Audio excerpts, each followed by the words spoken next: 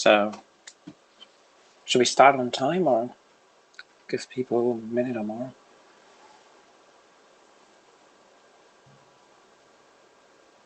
Yes, just go ahead. Okay, then we start. This is TCPM. We have 3 co-chairs, Yoshifumi, Michael Scharf, and myself. I'm moderating on this meeting this time. You should have seen the note well, at least when you registered for the IETF, so we are bound to these rules. Logistics, we have a note taker. Gori agreed to do this. Thank you very much for doing this again. A JavaScribe is Michael Scharf, at least when he's not presenting. So if there are comments during his presentation, maybe someone else can put the stuff in. But as far as I know, this is also reflected in the chat in Meet Eco. If you want to submit a draft which is of interest in this working group, please include TCPM in the name, so it's simpler for us to find these documents then. As usual, this session is being recorded, so whatever you say, or if you turn on your camera, this is recorded. And for the presenters, Meet Eco has a feature where we can upload the slides to the tool, which has been done.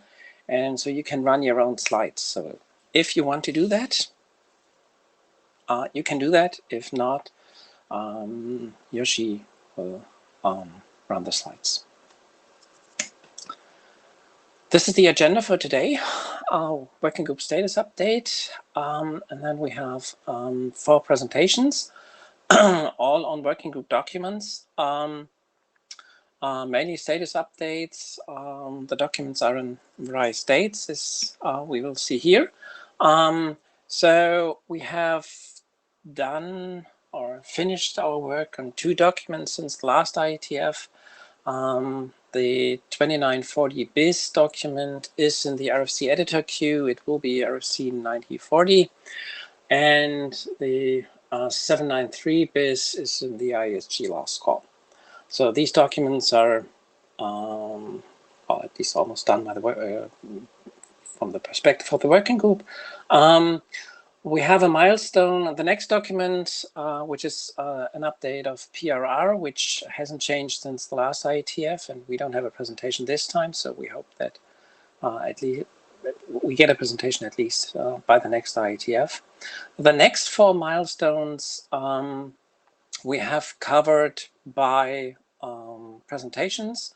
The RFC 8312 BIS document is actually in or after working group last call. So the working group last call was started and we haven't formally closed it, but we will see, we'll get a presentation on the changes which have been made due to the comments on last call, and this is your last chance to provide comments. And the other documents are still being worked on. The last 3 documents with milestones end of this year or later, we don't have presentations on, but these documents still have some time to being worked on. Yeah, that's the status of the documents. Any questions, comments?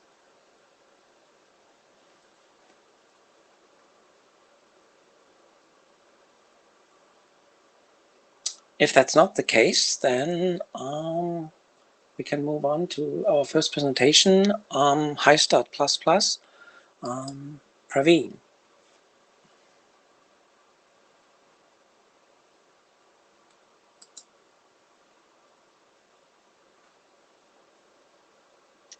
Can you hear me all right? Yep. So you can upload your slides by this document icon in the top left. I sent in a slides request. You sent in a slide request. Oh, yep.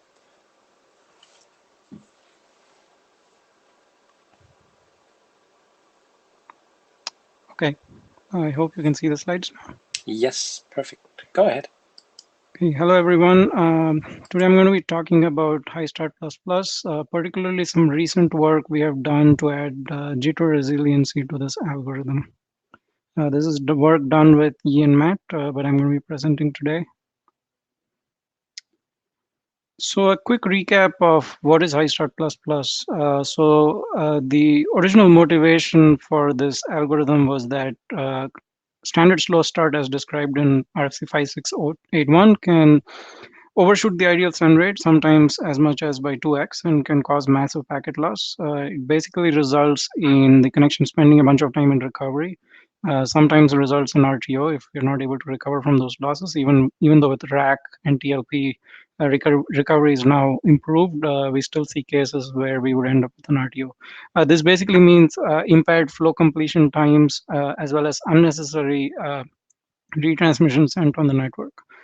So until draft 01, it was a simple modification to slow start. The delay increase algorithm from the original HiStart paper was used to trigger an early exit from slow start when basically we detect that the delay is increasing due to the bottleneck buffer filling up.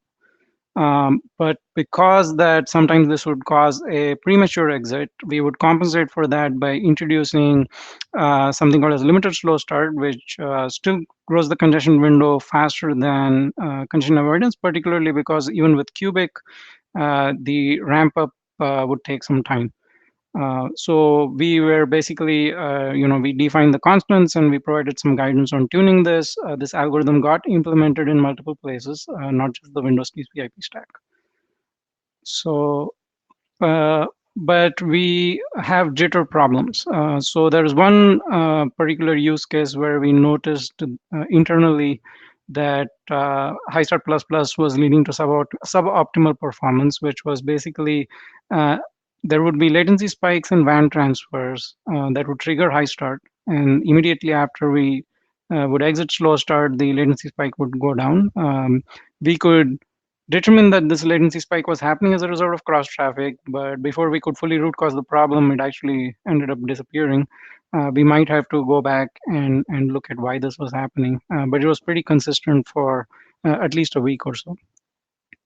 There are other reports of problems, performance problems due to high start, particularly on LTE networks. There was one presentation in MapRG last year which talked about the performance being not good for mobile radio networks.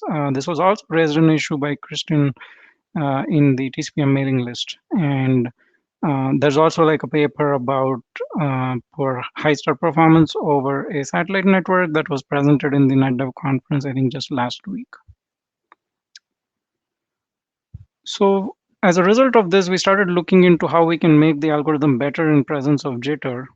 Our sort of key insight here is that instead of trying to compensate for premature exit, why don't we spend a little bit more time to determine if the exit from the slow start is correct or is spurious. So effectively, the change to the algorithm is that once we trigger the exit from slow start, we enter a conservative slow start phase. The goal of the conservative slow start phase is to still grow the congestion window, not as aggressively as slow start, because obviously that goes back to the original problem of overshoot. Grow the congestion window slower than original slow start, basically as a fraction of what standard slow start would have done. And then we measure whether the RTT shrinks anytime during this phase. If the RTT shrinks, the exit was spurious, and we effectively resume HiStart++, which means we go back to doing standard slow start and including the whole algorithm from the beginning, which continues to measure if there's further delay spikes. If we determine that the RTT does not shrink during this phase, we enter congestion avoidance. So that basically confirms that the exit was not spurious. The RTT is continuing to remain high. So again, the key rationale here is that instead of trying to compensate, we are basically trying to make the algorithm effectively determine if exit from slow start is spurious or not. So these are the details of the algorithm. So in standard slow start, we update the congestion window as per the RFC 5681. We continue to measure min RTT for each round. So rounds are measured using a sequence number technique, which we document in the draft. In each round, we basically measure remember the last round's min RTT, and if sufficient number of rounds have passed, which is like a threshold a parameter which can be experimented with, we basically, and also at least n RTT samples are taken in that round, then we check if the current round's min RTT is greater than the last round plus a threshold. So the threshold is basically capped at both the minimum and the maximum. There's some discussion on this that I'll bring up in the last slide. There's a new change to the algorithm now. So when we do exit slow start, we now take a baseline measurement for the conservative slow start phase. So basically at the round where we exit slow start, we snapshot the current round's min RTT. The conservative slow start phase lasts a few rounds. Currently, per the draft, the recommendation is between 4 and 5. The reason it's not a fixed number here is because it could be triggered in the middle of a round.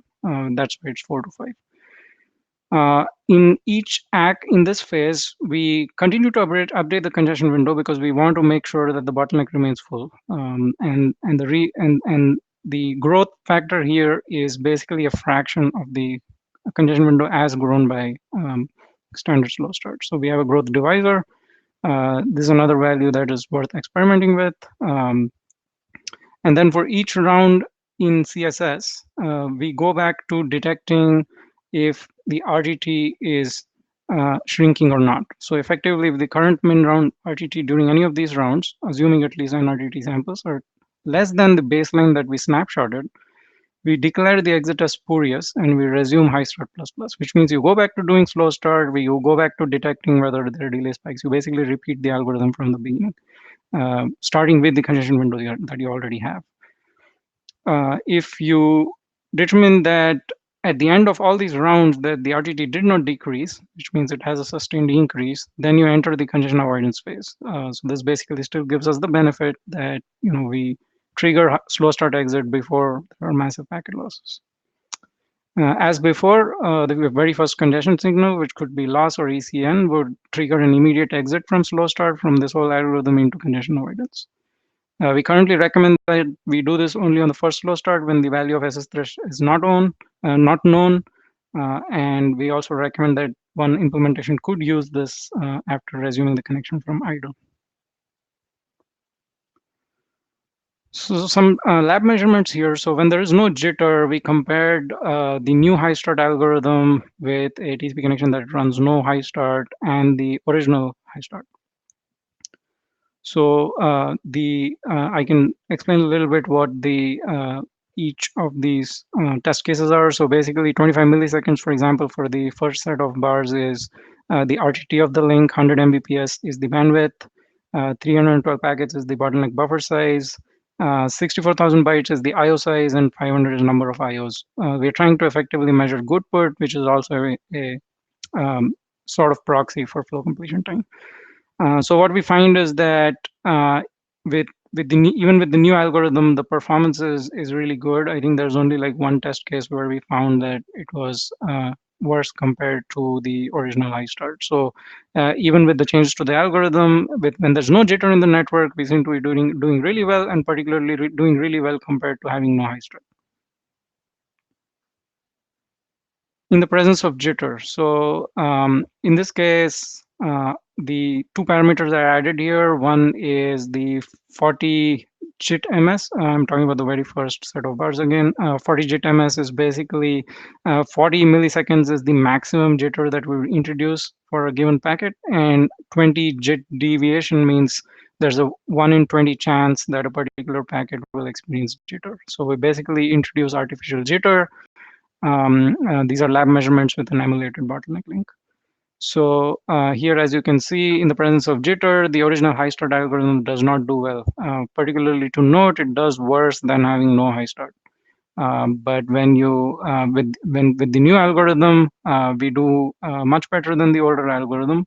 There is like a couple of test cases here where it's worse than not having high start, but in sum total, when you look at the previous slide where we had no jitter, it was doing pretty much well in all the cases compared to no high start. So we still believe that the default of having high start is still makes sense. The number of rounds, we did try varying it. So these are just some results from both jitter and non-jitter cases where you vary the number of rounds. So across all these test cases, we found that the 4 to 5 rounds number makes the most sense in terms of performance overall across these test cases. We did compare, and so the new high start here is basically for 4 to 5 rounds. We also modified it to run 2 to 3, 1 to 2, and 3 to 4. And across all these test results, the 4 to 5 rounds seems to give the best number, but this is still like something that implementations could experiment with. So this is basically how long you end up spending to determine if the exit was spurious or not. And I would like to mention that because we're still growing the congestion window, the performance will remain good. So we are erring on the side of still keeping performance good while we detect whether the exit was spurious or not. So we have made a rather significant change to the algorithm compared to draft 01. So we published draft 03, which is what this presentation is based on. We are currently flighting and doing real-world A/B measurements. We don't have the data to share at the moment, but we would be happy to share that with the working group as soon as we have the data. We would like to reevaluate the fixed RTT threshold clamps. Right now, they are 4 milliseconds and 16 milliseconds.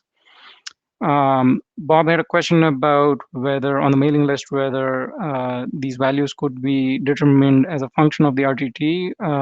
That's a little counterintuitive to me because the bottleneck buffer occupancy is not directly related to a given flow's RTT. So while we would like to make these dynamic, it's not clear to me that how we should go about doing that.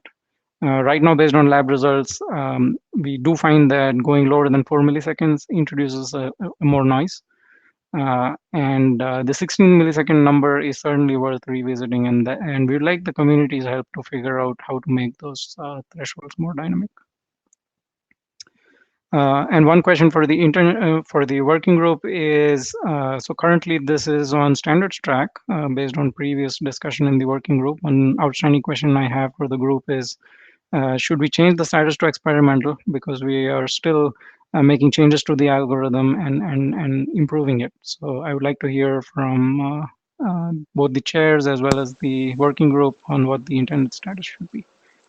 And I think that concludes the presentation. So thank you.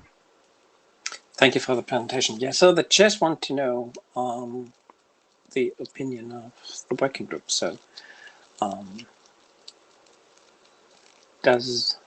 do some participants have an opinion whether experimental or proposed standard would be preferred?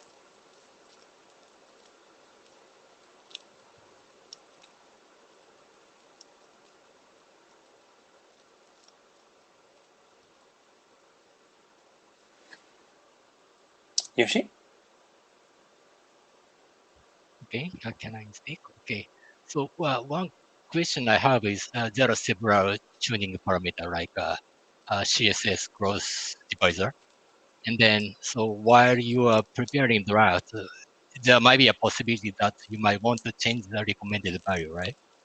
Or you want to publish it, and then when you publish a new version, like as a proposal standard, you want to put a new value. Which was your intention?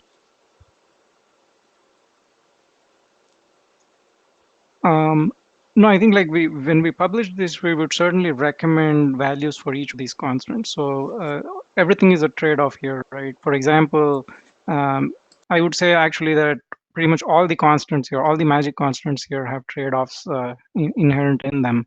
For example, the divisor, it would determine how aggressive or not your congestion window growth is while you're determining whether the exit was spurious. So there is trade-off here in terms of performance versus being conservative. Similarly, how many rounds you spend for detecting if it was spurious also has trade-offs, right? So we would pick these values based on experimental results and real-world data, right? All of these are worth experimenting with. The values that we have currently put in the draft are a result of lab measurements. But the draft would also say that implementations can experiment with these values. So I guess my question to the community is like, whether it makes sense to publish this as experimental or like proposed standard. I don't know if I answered your question. Okay. So another question is, you said there might be an algorithm to dynamically find the parameters, and do you also explore the possibility in this draft? No. So right now, yeah, the RTT threshold certainly not. I think that those constants are something that would be nice if they were dynamic. It's just unclear that a TCP could determine what that should be based on a given bottleneck buffer, because it's extremely difficult to measure the buffer occupancy and the bottleneck buffer size, because this is less a function of the connections RTT. It's more a function of detecting queue buildup at the bottleneck buffer. And that's where, like, we have a min clamp of 4 milliseconds to not be too noisy, like, trigger a lot of spurious exits, and 16 milliseconds as, a signal that buffer is building up. So I would like to know if, even LEDBAT, for example, and LEDBAT++ use like a fixed delay, target. So the question is, can we make that dynamic? I guess it equally applies to LEDBAT++. I think it's more a research question, and I would appreciate if folks have insights on that. What I would say, though, that with the values that we have measured, the algorithm is extremely effective. So based at least on data, even with these fixed thresholds, it seems to work really well in practice. Thank you.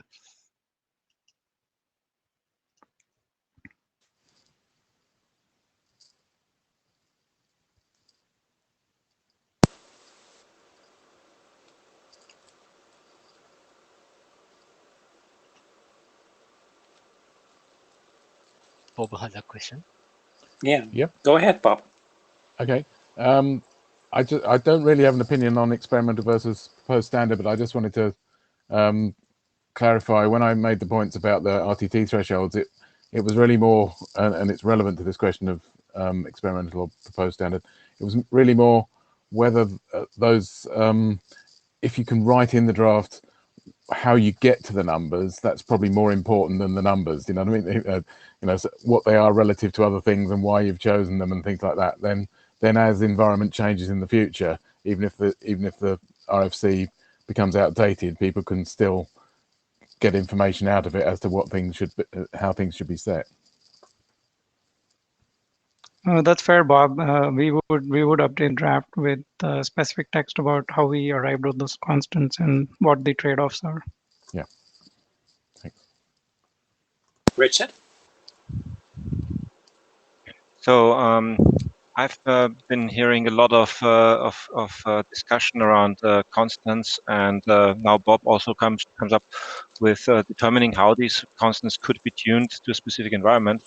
But overall, I think, or I would lean more to answer your original question toward experimental status at this point in time, as long as it's long as there is no well-defined environment where the HiStart++ should be using a certain set of recommended values for all of these things that you mentioned.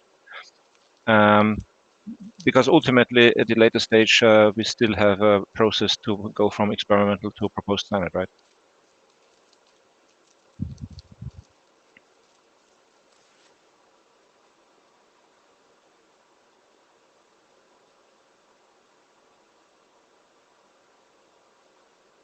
Martin?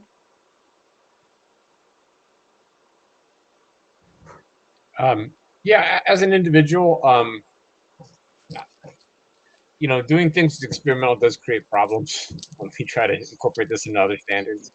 I would say that if the working group, and of course the proponents, feel strongly that this is generally applicable, and that I don't want to say there are no downsides, but that that broadly we'd be comfortable to deploy it on just about every TCP host out there. That would have salutary effects for everyone. I think if we've reached that level of confidence, I think we should make it a proposed standard. Christian?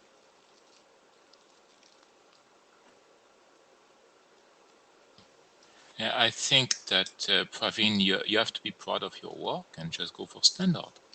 Because your work does fix a bug in the original high start. And so let's go for it. And if there's an issue that has to be fixed, well, then fix it, but go for it.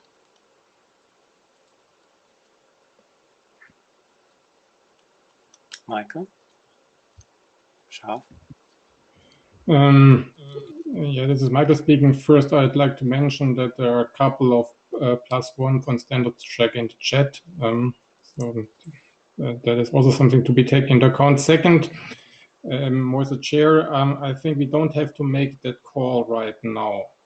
Because we can keep the status as standards track for the time being and decide during working group last call whether we change our mind. We have done, I think, the similar thing in the other way around, but I think we could also do it this way. And that is, and this to me looks like a good approach for the time being. Try to work on it on standards track, and if we finally figure out during working group last call that it's still too much research, then we can decide at the end to downgrade to experimental. That would be my view.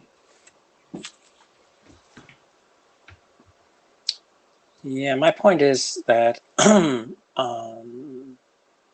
if you have parameters in your algorithm and the values depend on conditions or trade-offs, that's not a reason for me to go for experimental. So if you can lay out, this is the algorithm, these are the parameters, these are the rules, how you can deploy it safely or more aggressively, and then you have these consequences, that's for me okay to go for proposed standard.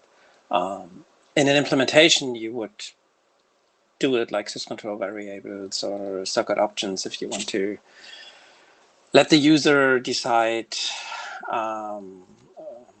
which trade-offs are done in which way. So I would say keep it as it is, and when we go to working group last call, we look whether experimental or proposed standard is a better fit.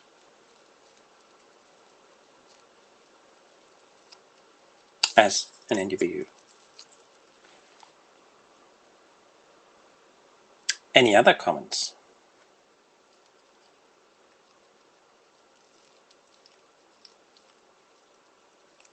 I have one question. So when you send packets, are you sending them in bursts, or are you putting some delay between them? Right now, no, there is no pacing here. So they will be sent out in bursts. There is a cap to the number of the amount of burst as a function of how the ABC limit is computed. So an ACK can only generate so much data in return. So that's the cap that sort of protects the burst size, at least in our implementation. But I see no reason why a paced implementation would not also benefit from this. And what value of L2 are you using for this ABC thing? Right now we use a value of 8, so Okay. that's the max growth, right? Okay. Thank you. Any other questions? Any reason why you use a value of 8 instead of 2 in the spec? Yeah, so the spec said to historically the TCP implementation Windows used the value 4 because 2 was deemed as too limiting in terms for performance. Later, given the networks have changed to be faster, particularly switches and buffers, switches and routers have like larger buffers now. When we experimented with these values, 8 was found to be the sweet spot. Going any higher, for example, 16, was leading to much higher retransmissions and losses based on the data. That's how we arrived at the number 8. I would like to call out that that number is not specific to the high-start plus algorithm. It's just a implementation choice in the Windows TCP. Okay.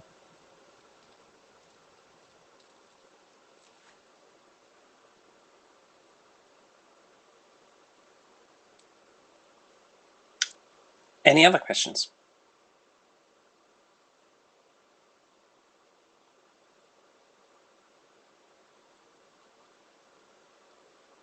If that's not the case, then thank you. And we move on to the next agenda item. Michael is going to present some work on the TCP-Yang model.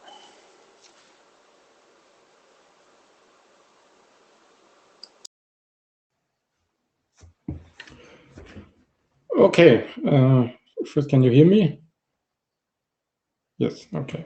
So obviously, I'm giving this talk as individual contributor, and I'd like to give a brief update on the TCP-Yang module. This is joint work with Vishal and in particular Mahesh, who is currently, I think, who might be in the IDR working group while I present that. So before we go into the details, let me briefly give a recap of what this draft is about. So this is a very small and well-focused Yang module for TCP configuration. It basically covers two different aspects. First, it more or less translates content of the TCP MIP into Yang semantics. That's basically basic statistics in the connection list. And second, it contains configuration parameters for TCP/OO and also MD5, simply because we have use cases for that specific configuration parameters. We were very careful in adding configuration parameters, so we only add to this Yang document configuration that's actually needed elsewhere in the IETF. And that use case at the moment is in particular the BGP Yang module. Although this has caused some confusion in the last meeting, so therefore I added this once again on the slide. So there is in IDR a BGP Yang module that in particular needs TCP/AO configuration. And at the moment, the IDR model takes those definitions from the TCP/M module. That's the main use case. The IDR model is a very complex Yang module, which the authors hope to finish by end of this year. And this also means that the corresponding definitions of TCP/AO should be stable by more or less end of this year, which is also the milestone for the document. We also use in the model keep alive configuration from a netconf document in case that keep alive configuration is needed, but that's just an import of something that's done in the other document on in netconf and TCP client server configuration. So this is just a recap of what this document is about. The document itself is one of the smallest Yang modules in the IETF, given the very narrow scope, so it fits on one slide. So as I mentioned, it basically includes a connection list, statistics, those are the equivalents to the TCP MIP, and then it includes for each connection in the list TCP/AO configuration, and a very simple statement for MD5 in case that's needed, and an import for keep alive. So it's a very easily readable document.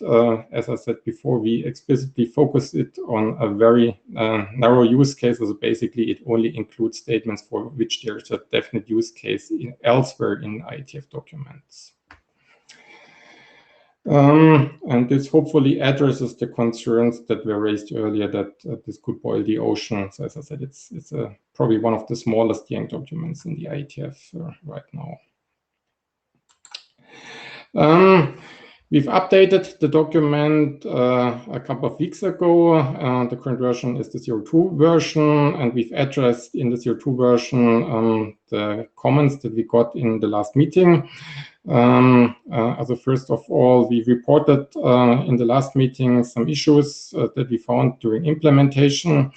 And we updated that, first of all, that required an improved description of the connection list.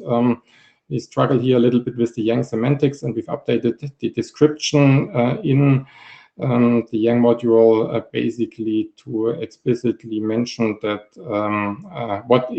what is meant by making the list as read-write. So this has some implications. And the key questions that we discussed last time were what happens if a netconf client creates a new entry in the TCP connection list, and also what happens if it deletes one. And we've added descriptions to the Yang module for those cases. And then we simplified the model by removing imports from the netconf model, which doesn't make a lot of sense there. So we discussed this last meeting.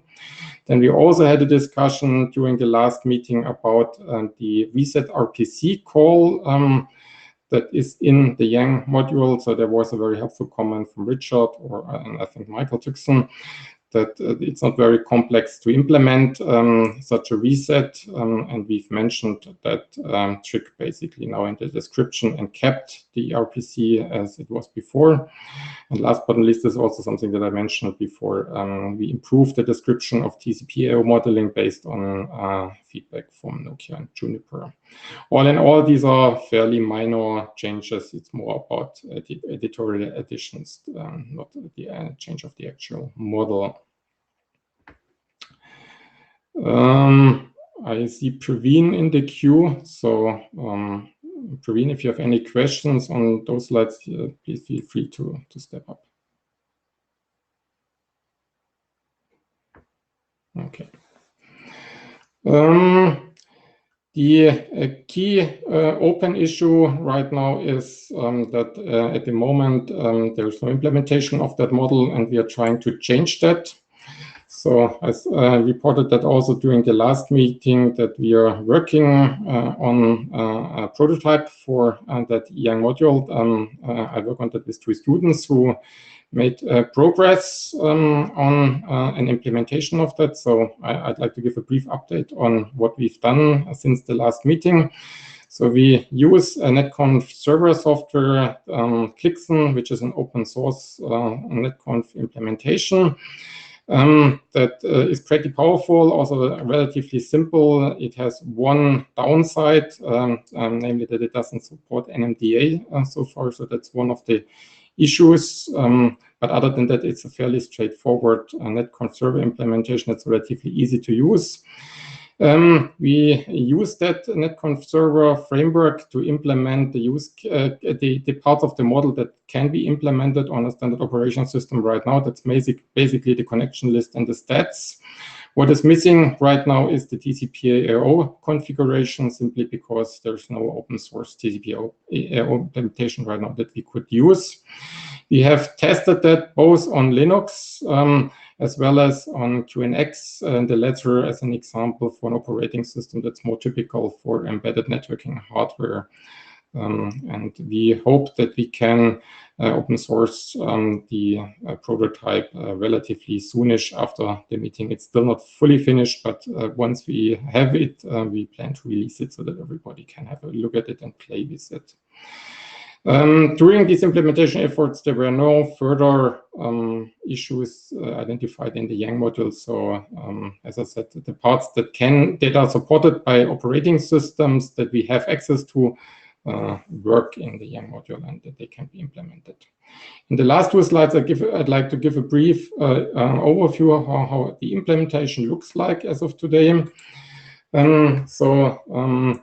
First, this gives an overview of how a netconf server actually looks like. This might be a little bit an unusual diagram in TCPM because we typically look at the protocol stack itself and not at a management software that's running on top of the TCP IP stack, but that's the typical management software that runs, for example, on a router or on an embedded networking device.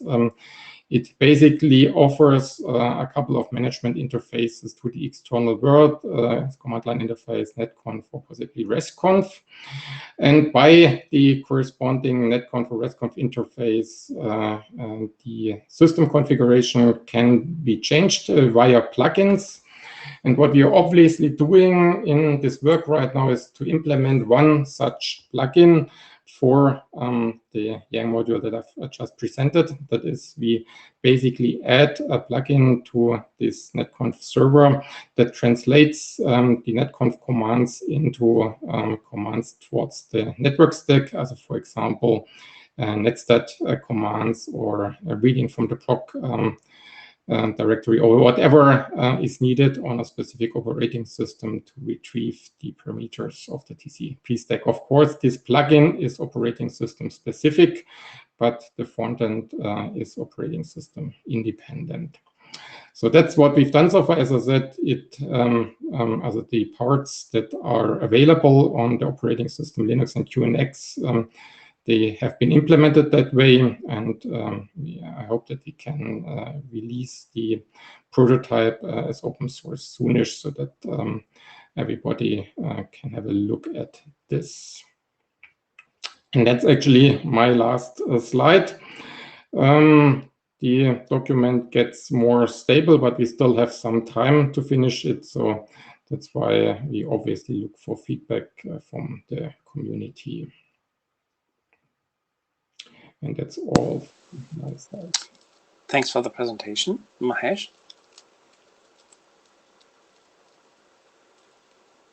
The question, I guess this is for the chairs, based on the fact that Michael presented, as a contributor, we seem to have resolved all the outstanding issues and also have an implementation that has not identified any more issues. I guess my question to the chairs is, what will it take to progress the draft towards the last call? That was actually the question I wanted to ask the author. So what do you think needs, well, I mean, what do you want to do before you think this is ready for working group last call?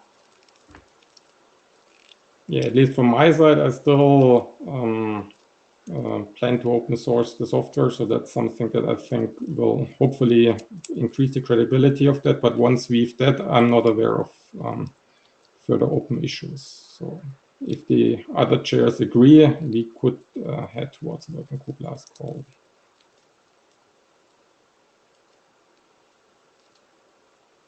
So what do you think we gain from your implementation being open sourced? Well, I mean, there has been pushback against this work in the past. That's true, but I don't think this was because there was no open source implementation available. Well, at least during the working group adoption, there were statements that the support of adoption is conditional to the fact that somebody tries to implement it. So at least we had statements like that during adoption. And I mean, I try my best to actually try to come up with an implementation with the limited resources that I have. But for the document, you don't expect any changes? At the moment, not.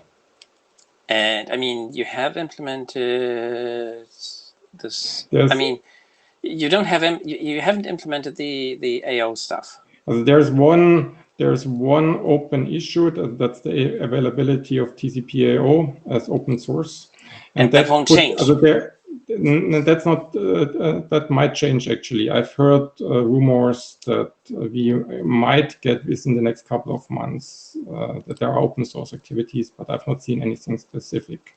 So there are rumors that an open source implementation of TCP/AO might come up, but I haven't seen it so far. But if something in that space would show up, that would obviously allow to test the remaining part of the model. Mahesh?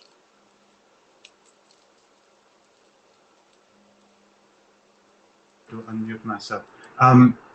Yeah, so the question is the fact, I think that Michael also asked, is with the fact that there is no open source implementation of TCP/AO going to be a gating factor to the publication of this draft? You know, I don't know what the guidelines are. The idea is, what I understand is from implementing the model is to make sure that there are no obvious issues. Right? Like if we don't have an implementation, can't validate it, I wonder what would happen to the status of the draft. Would we wait?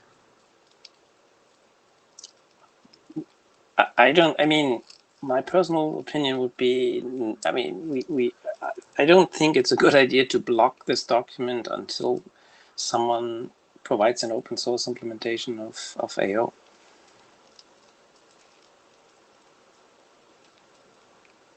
Yoshi? From my point of view, yeah, we adopt this draft as a working group item. That means, we agree to publish this document in a nutshell. And then, so if we want to stop it, I think I would like to see very explicit opinion that we should not do this, and with explicit reason. Other than that, no, I don't see any. We should not block this kind of thing.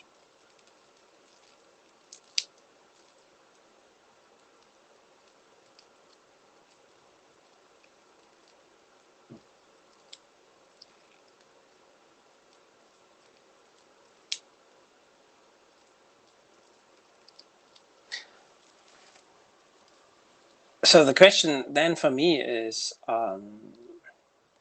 shall we wait from the timeline or until the next IETF or something for making a working group last call? Just, I mean, the alternative would be just to do the working group last call very soonish. There have also been comments in the past that it wastes working group time to discuss this document. The sooner we get it off the table, the less working group time is consumed. So that would be one argument to do a working group last call soonish. The big question is how much review it will get. So that's obviously. But you will get the same review now or in 2 months or 3 months. So the point is, so from what I'm hearing is that, and I agree, it would be good if we can, if you can implement the AO stuff to make sure that's working. However, waiting for an implementation showing up, which we don't know if it shows up or not, I don't know if it makes sense to do that.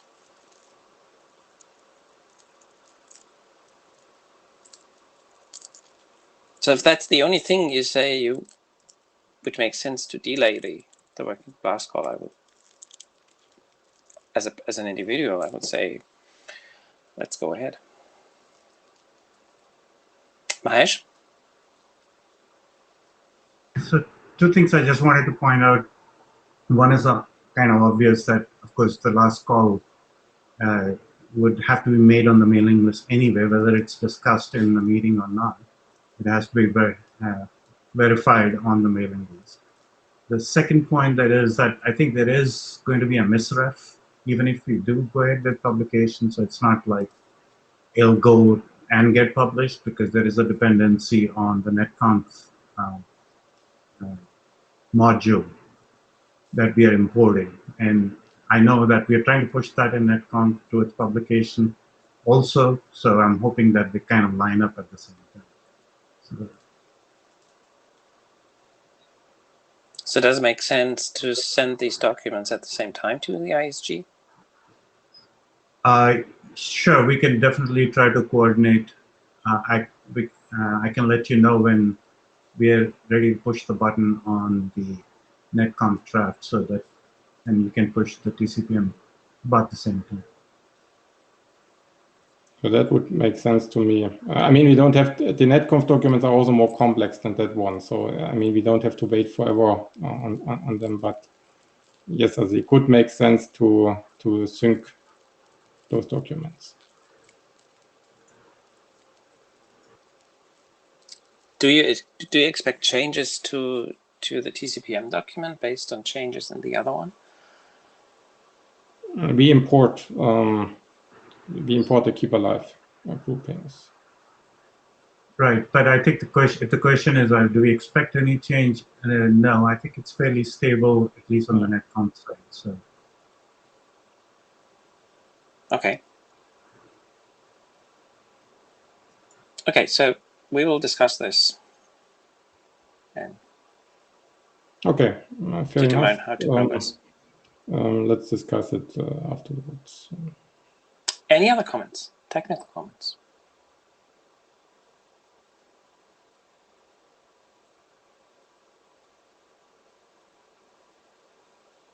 If not, then thank you for the presentation.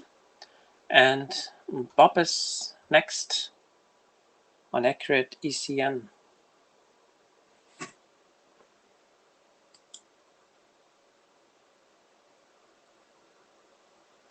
Right. Michael, can you stop presenting? Yep. Bob, you can go ahead. All right.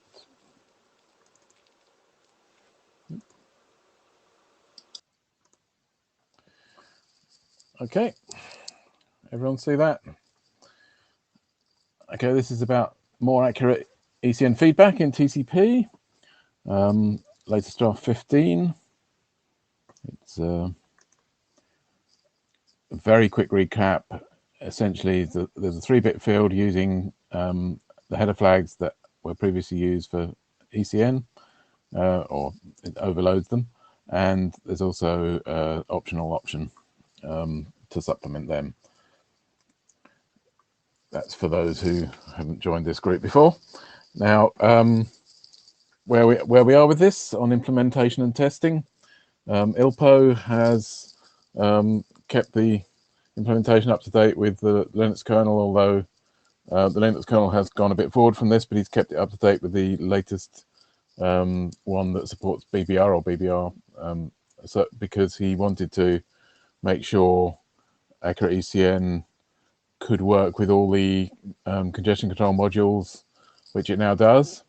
So the great thing about that is that you can now do like testing of different congestion controls with the same feedback, so you're not changing 2 things at once, which is a very useful feature of it. And it also means it proves it works with the more traditional congestion controls, the Reno, the Cubic, and so on, which it essentially provides a superset of by giving all the congestion information you get from ECN, and then just giving those particular congestion controls the 1 indication per round trip time that they need.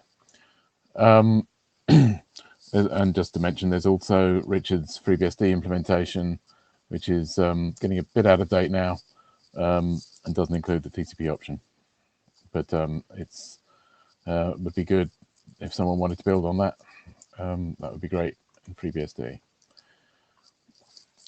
So now we has been spending a lot of time, and we means myself and ILPO, mostly ILPO, definitely mostly ILPO, testing accurate ECN with different levels of ACK filtering, and that testing is ongoing. I'd also like to ask if anyone here would has the resources to be able to, some of the larger companies to do more wide area testing.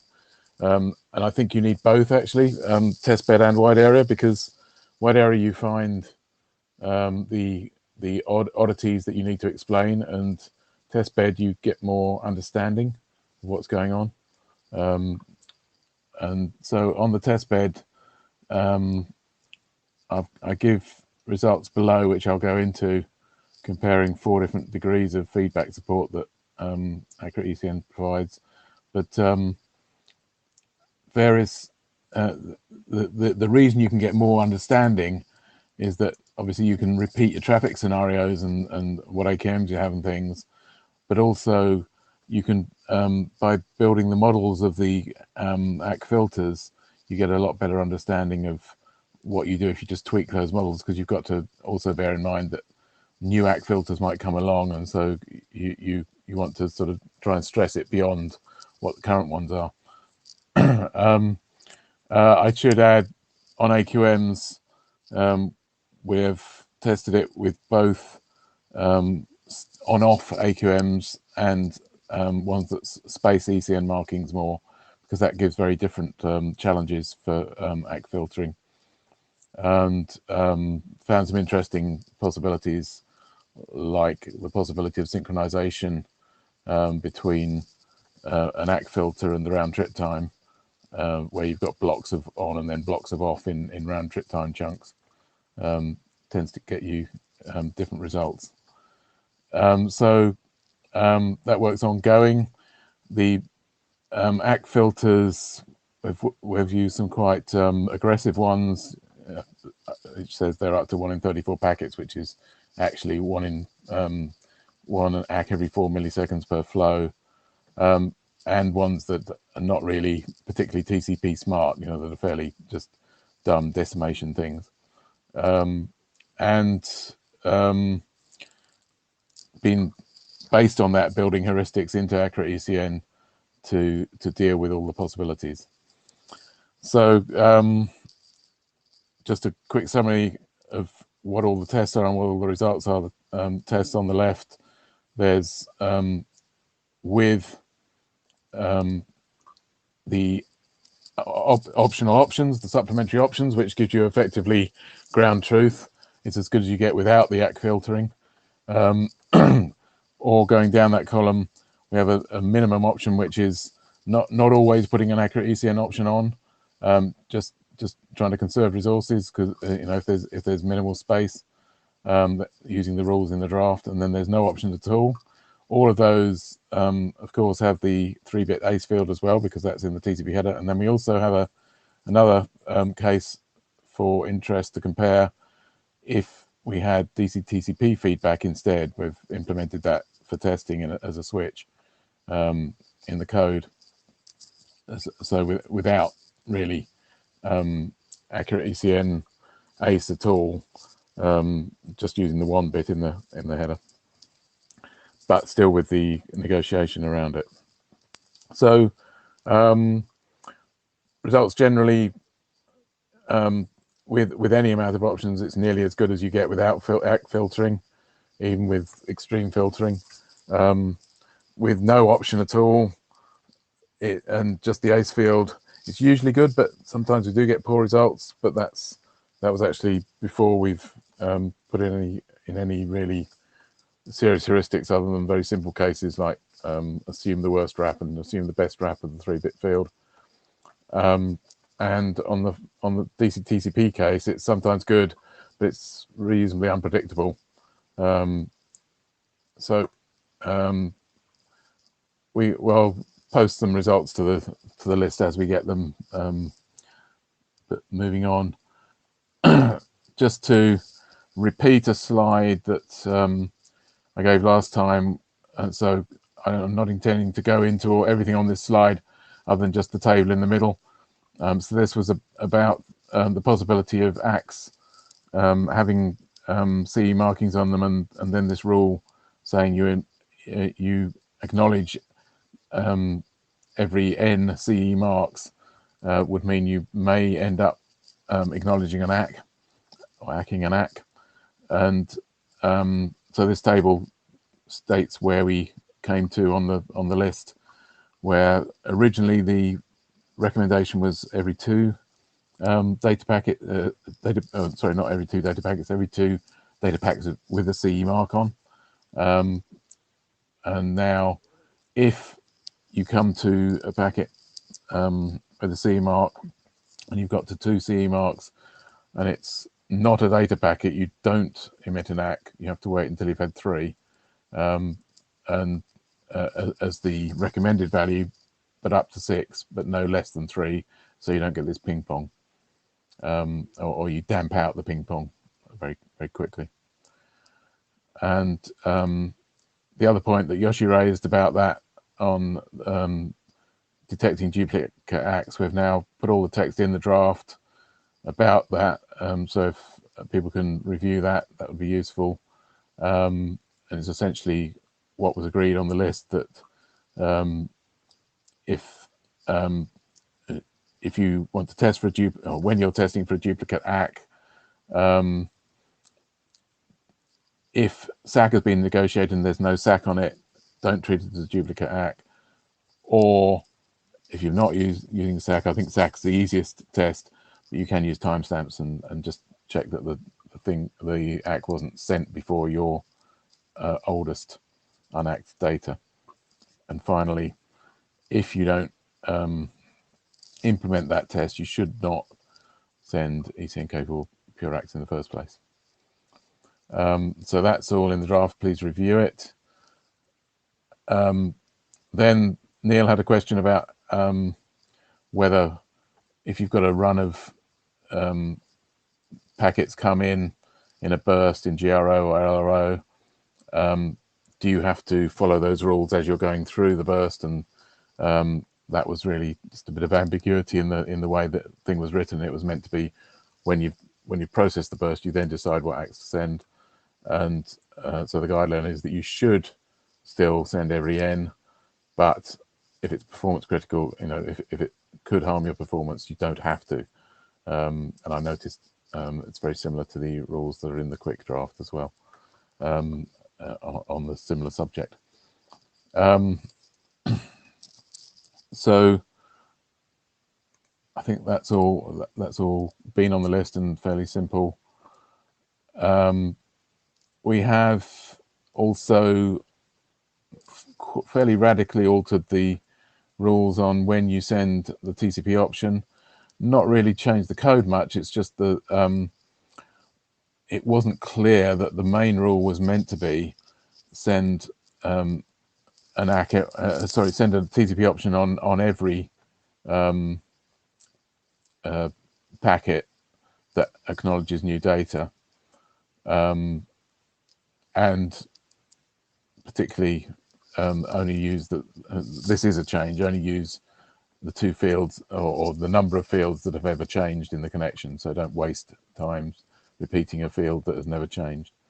And so making that the top level recommendation, and then the other recommendations are sort of cutting back from that if you need some space for, say, SAC options or something, what you do about that. And we've removed some of the more complex requirements on beaconing fields, and there was one that hadn't realized was still in there that should have taken ages ago, about emitting an ACK whenever any byte counter changes. So that section has got quite a bit of diff text in it and would be useful to review, please. And so the final slide, there's been a lot of text tweaking as well. Thanks, Gori. More changes around the middle boxes and distinction between normalizers and transparency. Also, not in the draft yet, but I've got it ready to post tomorrow. A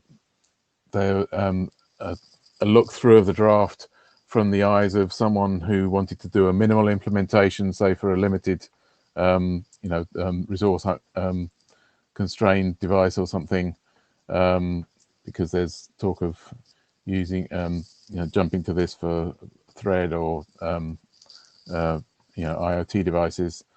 Just checking that if you did implement all the musts and nothing else, that it all made sense. And in doing that, noticed some of the wording around some of the musts. There were some duplicates and things like that, so tidied that up a bit. So ready for working group last call, except we're waiting for, well, we've had a security directorate review, but I think the idea was that we were going to get another one, so sort of still waiting for that. And I don't suppose that holds up a working group loss call, but the other thing that's going on is obviously the ACT filter testing. And just to point out that the generalized ECN draft that's not being presented today, it's sitting there. It's not, it's ready, but it depends on this draft. So that's why it's sitting there, and no need to present it because it's just ready. Okay, that's it. Any questions? Thanks for the presentation. Praveen? Yeah, my question is about the ECN marking of PureX.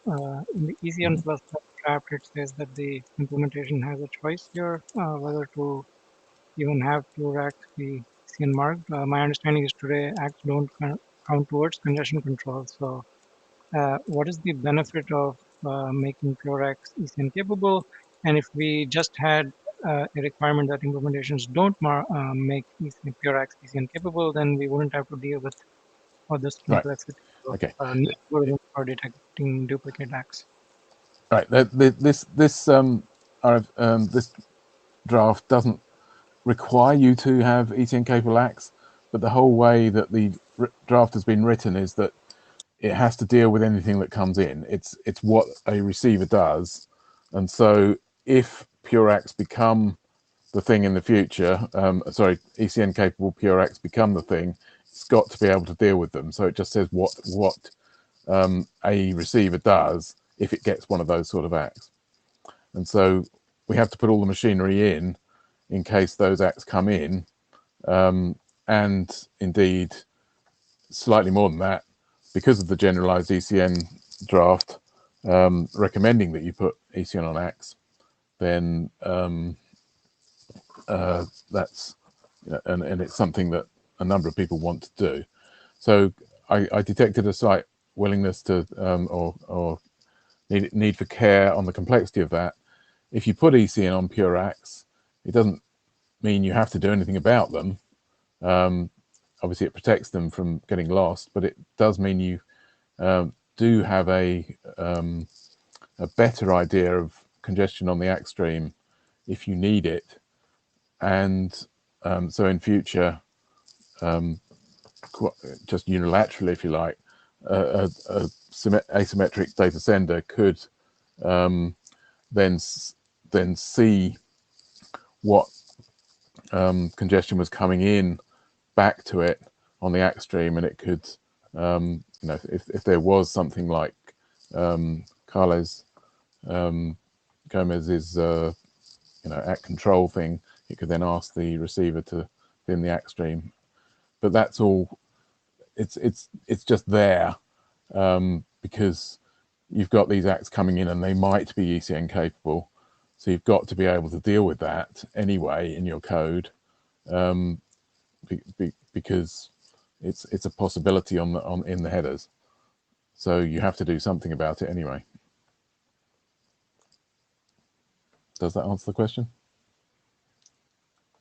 Yes, it answered the question, Bob. Just one follow-up. So what happens if the receiver does not send an ACK back in response of marked PureX?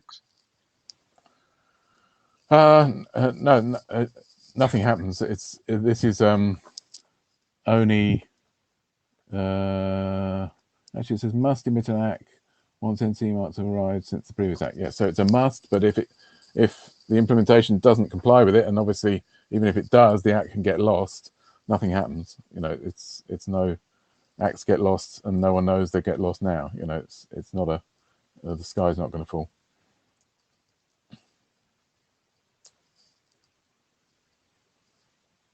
John. So since we're on this slide, I might as well just ask my first question on this slide is when we said must emit an ACK once NC mark have arrived. So in the world of like a GRO, let's say you receive the TCP receive a jumbo packet right after GRO of say 16 MTU size packet, and they all have CE marks. So does that consider n equals 16 or n is equal to 1? Is that one C mark or 16 packet worth of C mark? Well, this is what this slide said, that you deal with that. You take in the super segment and then count everything up. That would be considered to be NC marks, but there is this get out clause at the end that if you haven't got the resources to send an ACK every N packets, you don't have to. However, as I understand it from the answer Neil gave on the list to this question that I asked, DCTCP does, when it goes through one of those super segments, it does send out a whole load of ACKs back to back to keep to its rules of how many, of marking it, or of ACKing every 2 CE marks, or ACKing any transitions from or to CE and not CE. So you just get this bunch of ACKs coming out, as Neil understands it anyway. Okay, that's not my understanding of what the Linux DCTCP does. It doesn't send a bunch of ACKs or like purposely send extra ACKs just to create more sort of CE ACKs. Right. Okay. Well, I mean, Neil said it did, but maybe you could correct him or talk with each other and see which is the right answer, because I'd be interested to know. But the point of this one is of accurate ECN is you don't have to, and also it's sort of less critical that you do, because you've got you're sending a counter. So if you for a start, you haven't got to send every 2. N isn't 2; it's 6, and so you've got more scope for not sending so many ACKs. And obviously, if you're sending the option as well, you don't even need to worry about wraps in that 3-bit counter, because the option's got 24 bits. So it's, so you only send 1 and you get the full information. Okay. We can resolve more offline. My second question is to that comparison study, with the minimum option, and also there is the DCTCP FB. May I ask what does FB stands for in that DCTCP? Oh, that's just DCTCP feedback. That's just saying it's not a DCTCP congestion control. It's just the feedback part of DCTCP. Oh, okay. I saw it's Facebook DCTCP implementation, something like that. But for the no option, you mentioned some poor scenarios. Would there be some tech report published so we can see like more details of what are those poor scenarios? Yeah. Certainly, we want to make sure that we do it all properly. Yeah, and as I mentioned in the when I gave the slide where wide area testing is also needed, if you guys wanted to do a bit of testing of this as well, we've got the code now that you can switch in DCTCP feedback or and compare things and all the rest of it, and compare different congestion controllers. So it's all in Linux. Okay. Right, in 5.10. Okay. So you mean this poor scenario are already documented in the current draft, or there will be No, they're not. No, and probably given the difficulties of putting graphs in ASCII, we would do that in some separate technical report and then refer to it. Yeah. Okay. And what's the minimum option part?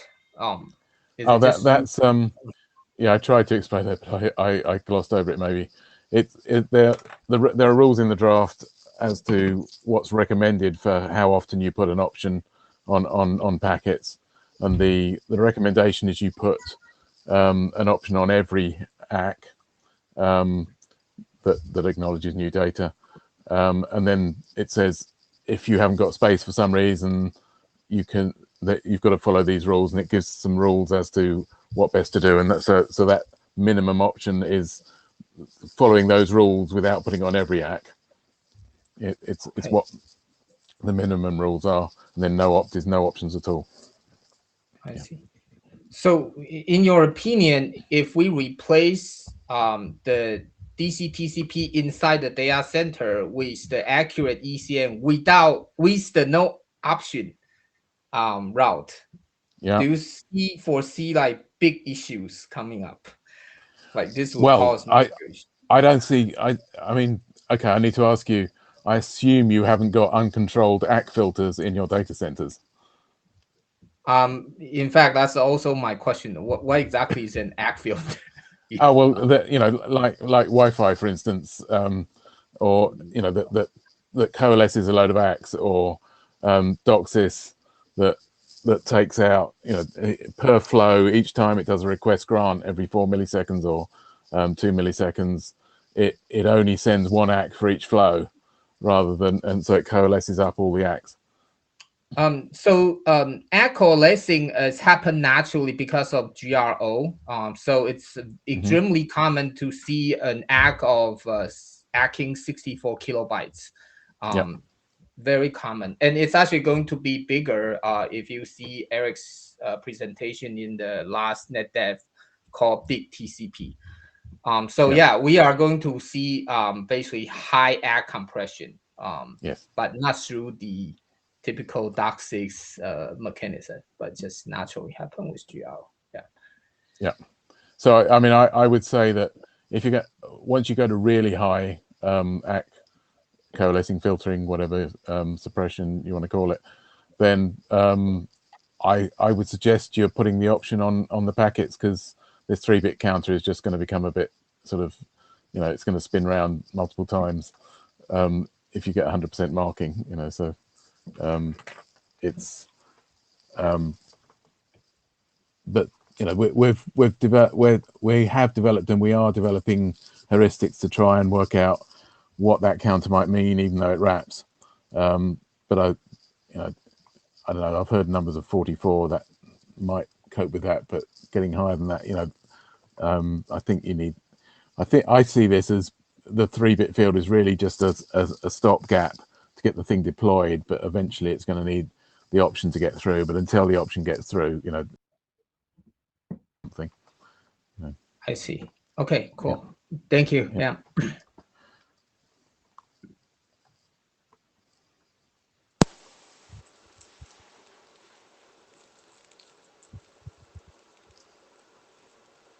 John? Hi, Richard. So I just wanted to go back to the question of Praveen around the X4X again. So one area where this could be relevant, and I believe we have discussed this, is when you have a data stream or when you have a session where the data flow is changing direction on a regular basis, however infrequently enough that you may get close to the idle period. So using that mechanism with the X still delivering fresh CE information, you can keep the say in the data center TCP the alpha value up to date. And the other comment I wanted to make on this is that that was a discussion that we've had around the IoT space. A sender is not required as of yet to have the pure X marked as ECT capable, ECN capable. So meaning the quote problem unquote of X to CE marked X, which in turn may be CE marked, may not be all that of a big issue if one or the other side of a data transmission do not mark the pure X as ECN capable in the first place. So that was just a clarification. I hope that this further clarifies where this comes in. But it really is what Bob explained. The draft should be making sure that the receiver's behavior, the receiver reflection of received CEs are quite good, well defined, so that the sender can rely on those feedbacks. Hope that makes sense.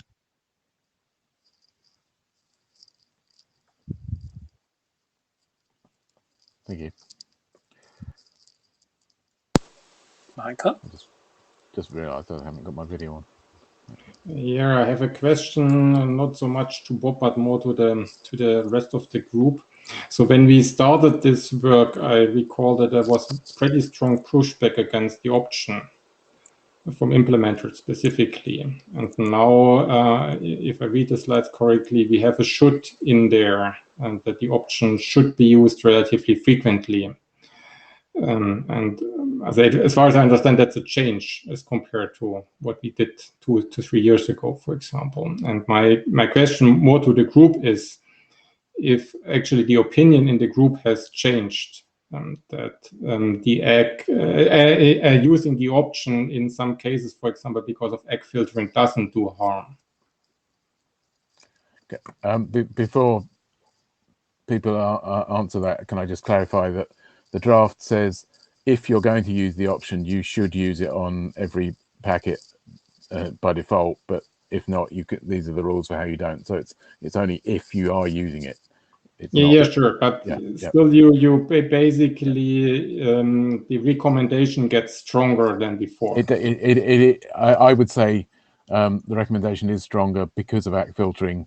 Because I mean, this draft has been around long enough that when it first started, there wasn't really much. You know, there was a bit, but it was nothing like as aggressive as it is nowadays.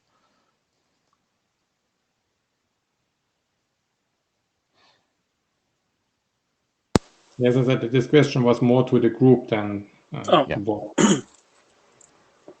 Richard is the next in the queue.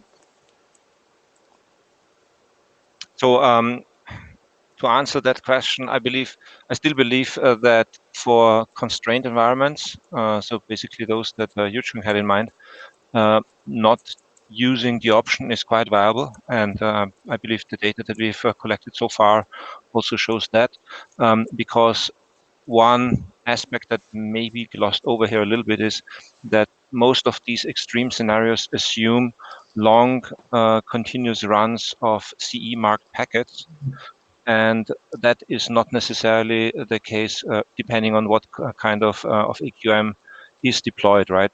So for example, the steady state mechanism for data center TCP or data center TCP's feedback loop with the CE marking on a switch is typically only 2 marks per RTT, meaning you don't tend to get overly excessive runs of packets, all of them CE marked. So the recommendation obviously has to cater for this in the draft, but I believe that many environments exist where you can get sufficiently accurate feedback without the option nevertheless.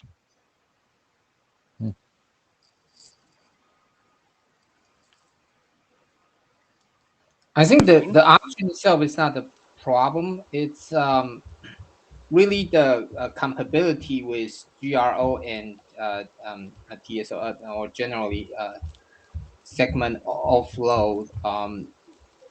And I think the trend is just that as the NIC speed get pushed higher and higher, right? It's growing so quickly.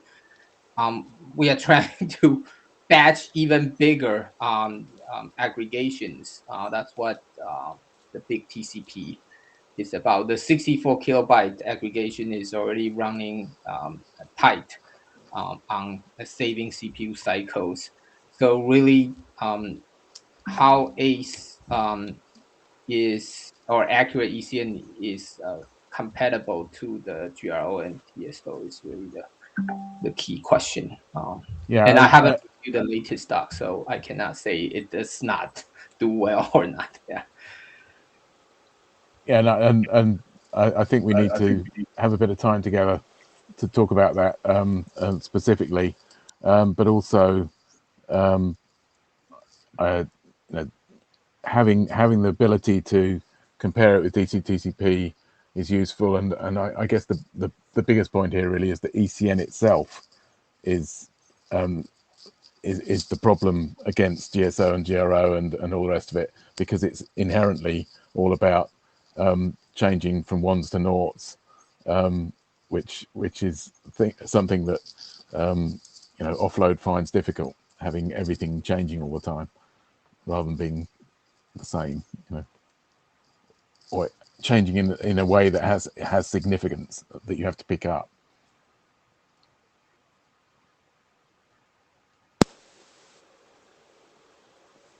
Praveen? I had a comment on this option support. So I think within the data center, this is reasonable, but on the internet, we typically see middle box issues. The last time we tried to roll out a new option, we saw all kinds of interesting middle box behavior with TFO. So I guess the question is, is there any experiments that have been done at internet scale to see what kind of bad middle box behaviors would occur as a result of rolling such an option out, and whether the draft should address any sort of like strategy for an endpoint to deal with bad middle box behavior? I guess that would be the challenge for implementers. I will tell you, this draft would be a few pages if it wasn't for all the stuff in there about having to deal with middle boxes and all the tests for doing it.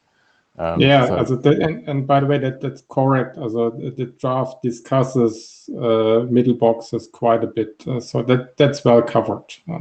Yeah, all the complexity in this is about falling back if you get different middle box problems. If it wasn't for that, the draft would be simple.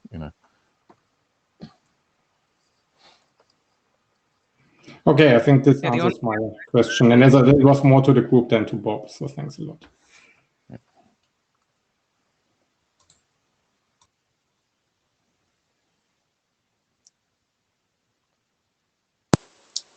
Praveen, do you still want to say something, or?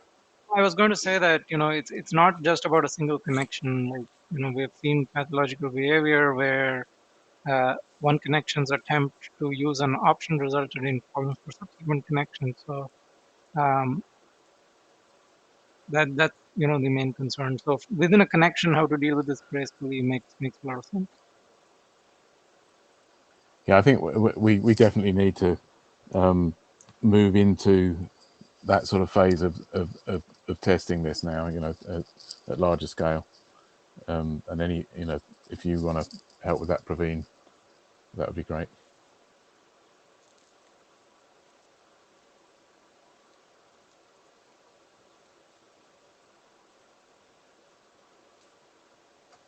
Okay. More questions? Comments?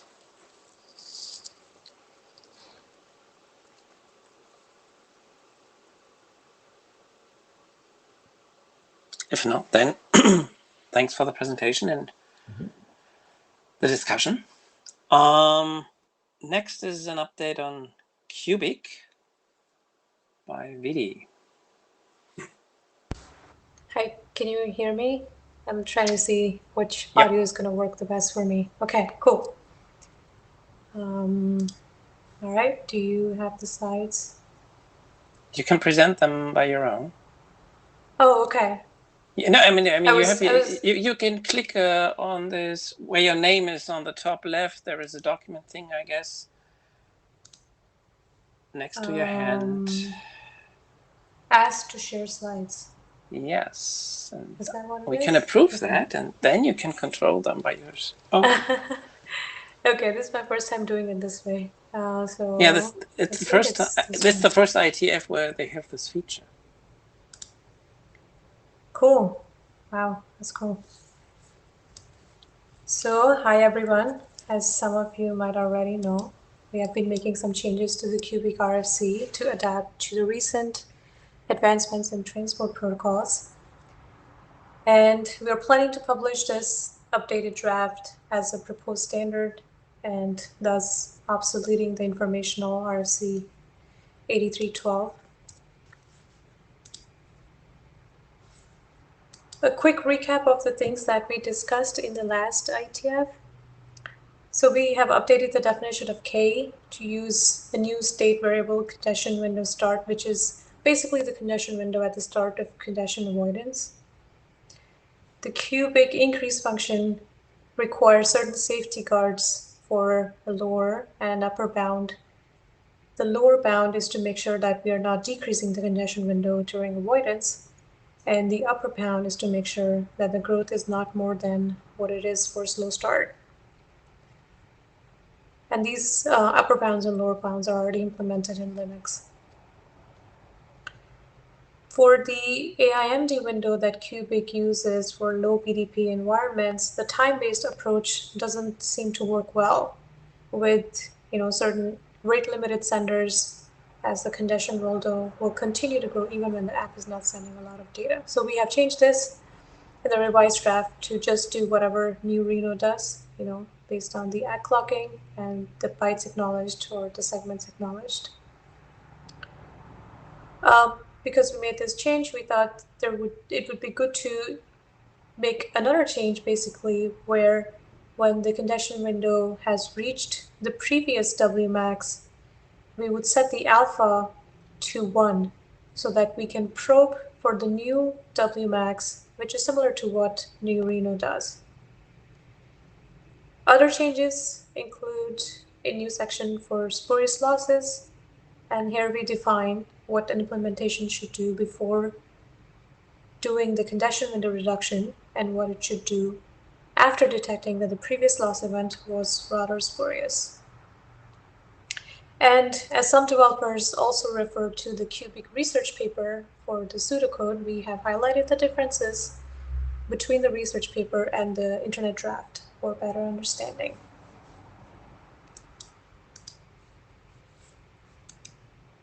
There was a lot of good feedback and comments, and thanks to Yoshi and Michael and others who reviewed the draft thoroughly and provided great comments. And we have updated these changes in the latest release draft, which was, I think, out there on last Monday.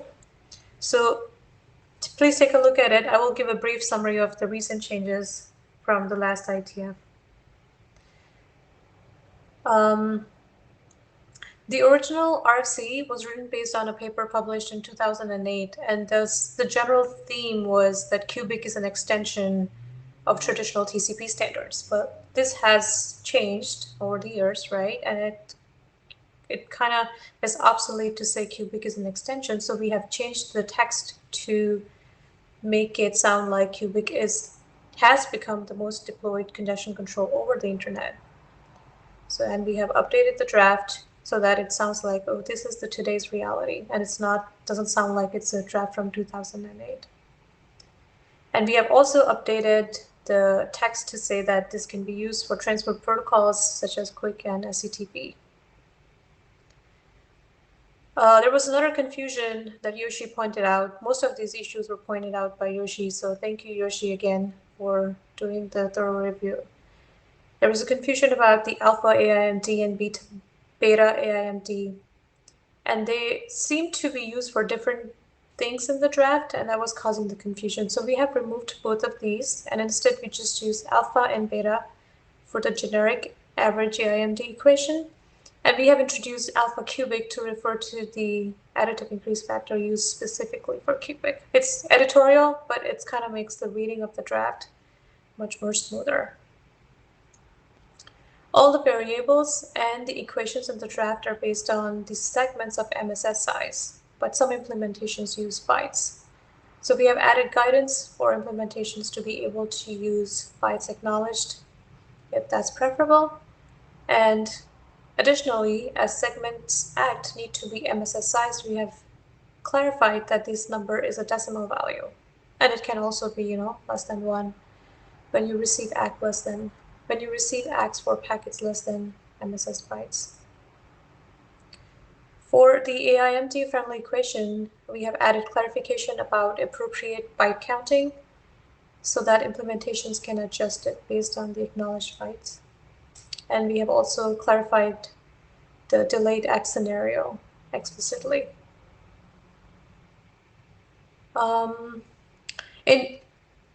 Excuse me. In addition to packet loss detected by dupacks and ECE signals, we have added loss events detected by RACTLP and quick loss detection mechanism, which are common in today's implementations of TCP and QUIC.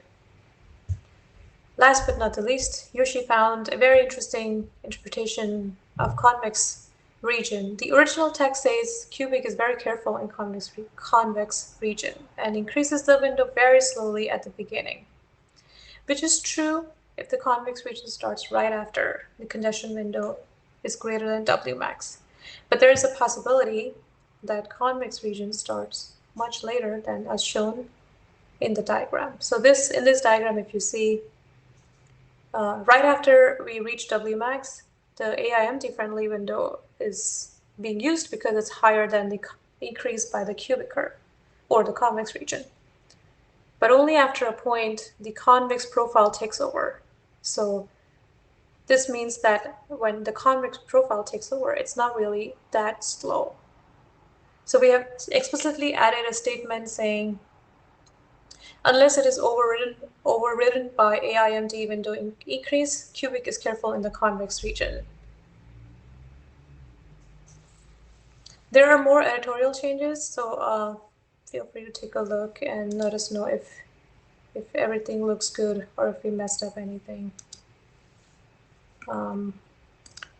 We have addressed all the last call comments so far, and the latest draft, which is version 3, was published on Monday. If you have more comments, please send them to the mailing list. And if there are no further comments, we request the chairs to conclude work group last call and proceed with the next step. That's all I have for today. Thank you very much. Thanks for the presentation. One reason for this presentation was to draw the attention of the working group to this document before concluding the working group last call, to make sure that there are no late comments. Are there any comments right now? Praveen.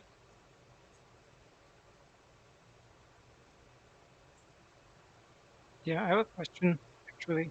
So compared to the original RFC and the this RFC as an implementation that makes these changes, do you expect to see any sort of performance differences as a result of implementing the BIS RFC, or do you expect that the algorithm's behavior with respect to performance characteristics is going to be pretty much unchanged? Very good question. So the answer is yes and no. No, because Linux already has all of these things, and it's kind of learned what we learned from these implementations. We have described them in the draft. So for Linux, probably no. For other implementations, especially for Quick, there would be performance benefits if you missed out or if you followed the old cubic RFC word to word. So you will see performance benefits. And I think there were some updates perhaps from Quiche developers, or I might be remembering it wrong, but you will see the performance benefits if you follow the current draft as compared to the cubic RFC for new implementations.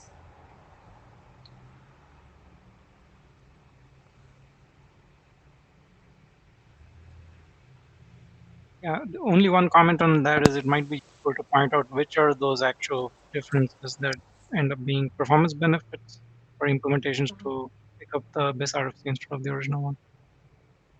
Okay, like in the draft itself or over the mailing list? Mailing list should be okay, I think. Okay. Okay, if you can start a thread, then I can respond to that. Thank you. Yuchen? I just want to reflect the part about the ABC. So for the Linux implementation, Linux does not do ABC in a way that strictly ABC. So in Linux, either Cubic or New Reno or any congestion control, when we receive an ACK that acts, 100 MTU size packet, say it's in slow start, literally the CWIN will grow by 100 MTU size worth of CWIN packet. So it does not increase the packet up to only 2 packet. And I think it's similar to the question I asked Praveen early on. Did you use 2 or did you use A? because the fact is that ACK filtering is everywhere and ACK aggregation is continue to go up and up, right? The stretch ACK, but Right. because that's needed for high speed networking. So I want to ask if we still want to stick with like, okay, Cubic should use the ABC standard, which is not really what a very common implementation use, or we should trying to change that part to reflect what the code is actually doing today. Yeah, that's a good point. I think so. Right now, we currently, maybe you can look at the draft, but right now we say that the equation that we use is when ABC is disabled. And if you enable ABC, then this should be adjusted for acknowledged bytes, which means really like, I mean, what is ABC? ABC doesn't mean that you always have to use 2, L equals to 2. You use your bytes acknowledged, but you have to put a maximum limit. And that's not a must. If I remember ABC correctly, that's kind of a should for the times, when people were acknowledging 2 segments at a time. And definitely that has changed to multiple segments per ACK. So still using the number of bytes acknowledged, the first, the main theme of ABC is you count the bytes. Still makes sense, right? Even if you don't follow the L equals to 2. Yeah, I think it's the cap that I'm talking about. So I don't know if we want to put an extra wording on the cap may not necessarily be sort of pragmatic anymore. But yeah, just want to throw this out. Right, right. I think then the ABC draft everywhere it's referred is going to have that problem. So maybe, I don't know, it's time to update the ABC draft because of the cap. Yeah, that's because another the idea route. is good. Yeah, the idea of ABC is the right idea, that you count the bytes. It's just the cap wasn't recommended based on the what is in practice right now. Yeah, I agree. Thanks. Yep. Thank you. Richard? Around the ABC. So if I remember it correctly, at least in the stack that I know, ABC is during slow start mostly used to prevent ACK splitting attacks. And I believe you go up to twice the number of acknowledged bytes per ACK as a maximum. So that doesn't necessarily mean 2 MTU-sized packets, so it can even be higher than that. But obviously that's implementation specific. Just a side comment, not specific to. Thank you. Thank you, Richard. So RFC, what is it? 3465 says TCP implementations may use L equals 2 and must not use L larger than 2 times MSS. So yeah, okay. So for the document, but it's informational. And there were plans to update it. Yeah, thank you for there are still plans to update this, but I guess Martin comes in for that. So you want to address that, Martin? Yeah, so 3465 is experimental, and 5681 has ABC boil limit of 1, and that is actually the standard that allows byte counting. Because of high start for a while, we were talking about making 3465 the standard. I don't. That seems to have fallen. That seems to have dropped. But with 5681 having the concept, that's fine. If the working group thinks that guidance is just obsolete, at the risk of scope creep, we could roll that into this. If just the consensus is like the internet is run with no actual limit on ABC for a long time, and it's working fine, it hasn't collapsed. I don't know, just something to consider. I think maybe it's time to look at if we should update ABC about that cap. It's because we indeed find performance issue with Cubic with that ABC cap. That's why we actually patch up the Linux Cubic to deal with all the stretch act issues. Yeah. I mean, there shouldn't be any cap specified. I think this should be left to the implementation because anything you put in there is not going to work in the future. It may be too high or it may be too low. So, and maybe So Yu-Cheng, are you advocating to have this draft update 3465? Now, I support that. Yeah, with the discussion, I think, since so many RFC cite that as the most straightforward is just to update that draft. Yeah, and it's not a big change anyways. Yeah, and I would like to add another thing just because we're talking about it. I think the whole pacing thing is missing from that. So stretch act can be used to increase the congestion window, but then that, if not used with pacing, could cause a lot of burst. So if your stretch act is increasing the window by 100 packets, for example, then I think the OS needs to do some sort of pacing.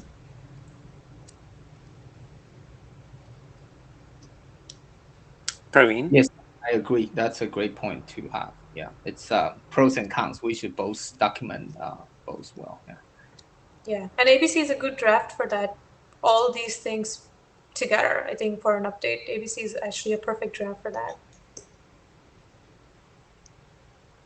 Yeah, I would agree that we should possibly update ABC, not really have this draft talk about changing ABC.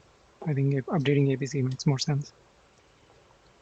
Because, for example, even the high start draft that I presented earlier today refers to ABC.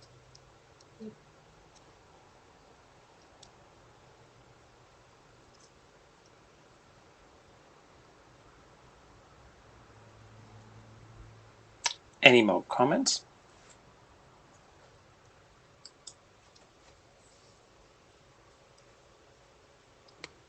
Well, just the only thing. So if there's energy to do this, that's great. I will say that having communicated with Mark Allman a few times, and he's the author of 3465, that if somebody like would write a draft 00, that would probably move the ball along a lot faster than Mark will. So I don't think we should. I think we should involve him, but I don't think we should wait for him to make the first move. Okay. Yeah. Yeah. Perhaps one of us could reach out. And I think I did reach out to him at one point of time. I was thinking about ABC, and I don't remember where that thread went. But looking at all these developments in congestion control algorithms, like high start, cubic, and getting them proposed as a proposed standard, then we should update all the references, especially that relates to byte counting. Yep, we can start a thread. I can. I don't want to make this promise, but I'll try to start a thread on this. Yoshi? Yeah, I just clarify one thing. Even though we are thinking about updating ABC, this should not block this draft, right? This draft is already almost conclude working with Blastable, so it's almost there.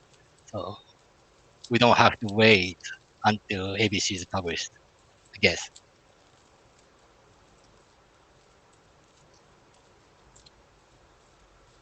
Definitely say ship it, regardless of the status of 3465.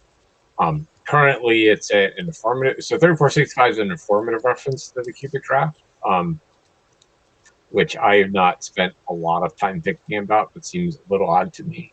If it were to become normative, then we would be blocked in RFC ed forever, which is not ideal. But just a question of what you think you can credibly claim in terms of whether or not it's normative or informative.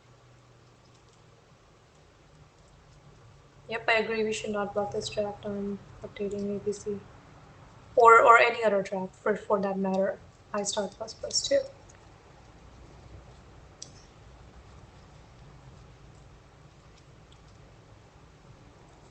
Any other comments? So to reiterate, the short path here, 5681 has byte counting, but with a 1 MSS limit. So in terms of normative informative, like that is a safe place to go to just get the concept of byte counting.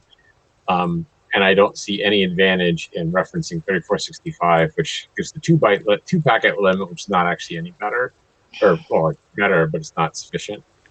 So you know, if you need to do it normatively, just use 5681, and then I think you're safe.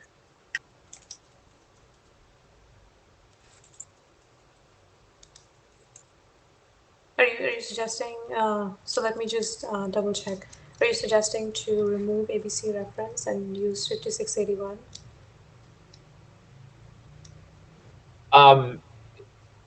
So I have to do some more thinking about whether or not it needs to be an normative reference. And if it is a normative reference and you map it to an experimental, then you are stuck in the RFC editor until 3465 gets updated.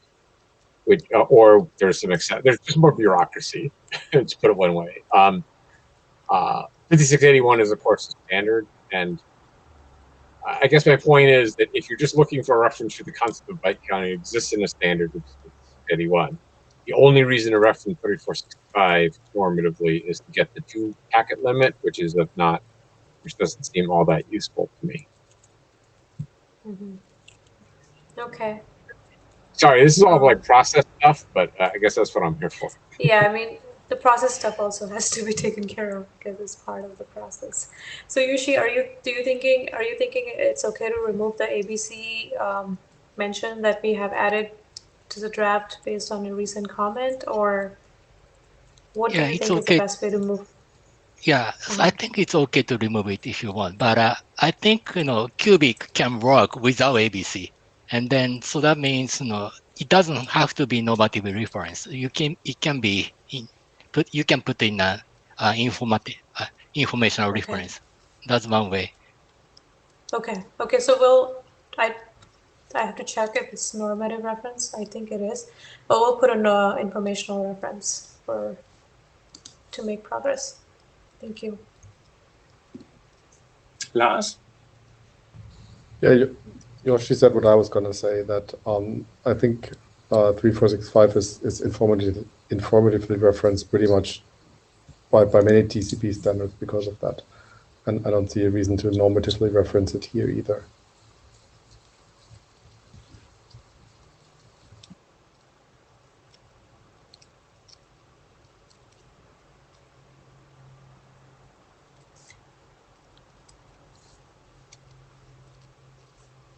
Yeah, so I just double checked. So thanks, Lars. It's currently is informative, so I don't think we need any change. So the draft that was published and that it's currently an informative reference.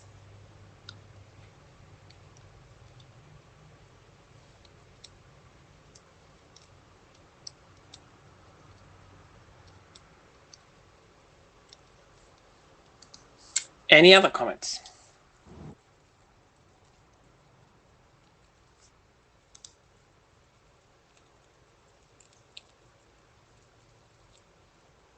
Okay, then thank you. Thank you. Looking at the co-chairs, do you have anything else to discuss? We have 7 minutes left. Anyone else wants to bring something up which is not on the agenda?